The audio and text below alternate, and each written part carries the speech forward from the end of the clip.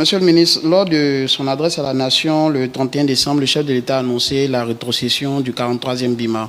Pouvez-vous nous en dire un peu plus? Qu'est-ce que cela implique quand on parle de rétrocession? Est-ce à dire que l'armée française installée à la base de Port-Bouilly quittera totalement la Côte d'Ivoire, ou bien elle sera là mais sous une autre forme? C'est là ma première préoccupation. La seconde porte sur la sortie de l'ancien président de la République, Laurent Gbagbo, qui récemment, lors du comité central de son parti, a annoncé que l'ONU avait été saisie pour son cas, notamment son inscription sur la liste électorale, et que l'ONU avait écrit à la Côte d'Ivoire pour lui enjoindre d'inscrire son nom. Est-ce que vous en savez un peu plus sur ce dossier? Je vais m'arrêter là. Merci beaucoup, monsieur le ministre. Merci. Bien, merci. Pour ce qui concerne la première question, je pense que le terme est assez clair. On a parlé de rétrocession. Donc, ça veut dire que ça revient. Donc, ce camp revient à la Côte d'Ivoire. Et moi, je ne connais pas de casernes où plusieurs armées de pays différents cohabitent. Une fois que ce camp nous est cédé, il nous est cédé. Donc, enfin, sauf si je n'ai pas bien compris votre question. Il faut savoir que ce processus-là est un vieux processus. Il y a eu des discussions, des négociations qui ont commencé depuis longtemps pour arriver donc à cette conclusion où donc la caserne, donc le camp du 43e BIMA revient à la Côte d'Ivoire.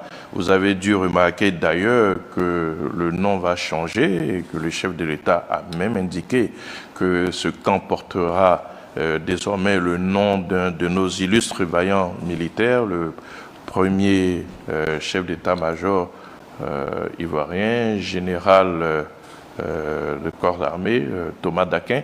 Donc voilà, donc, il n'y a pas meilleure preuve que ce camp nous revient, puisque nous en changeons même le nom.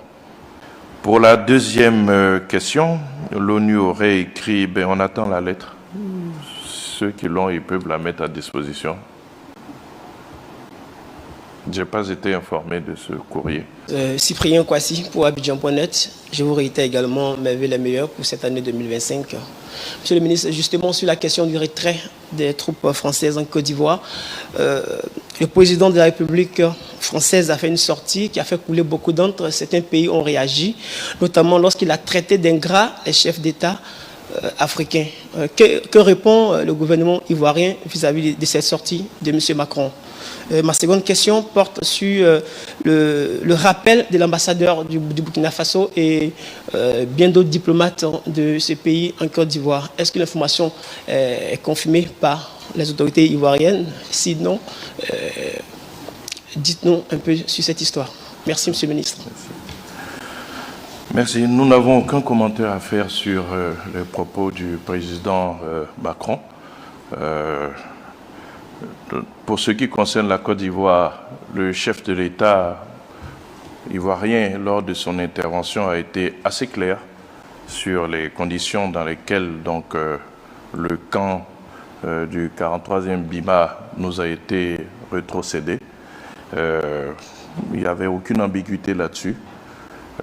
Pour ce qui concerne donc des pays qui devraient être reconnaissants à la France.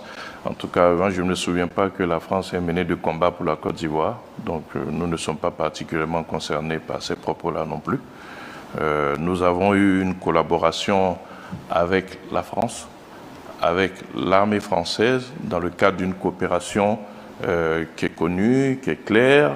Nous avons des relations anciennes avec la France, avec qui nous avons toujours eu donc, de bonnes relations. Donc, après l'intervention du chef de l'État qui a été très très claire sur les conditions dans lesquelles les négociations, les discussions ont été menées pour aboutir donc, à cette rétrocession donc, du camp du 43e BIMA, nous n'avons pas d'autres commentaires à faire. Je pense qu'il faut revenir au discours du président de la République pour voir que peut-être que ces propos concernaient d'autres pays, mais pas la Côte d'Ivoire.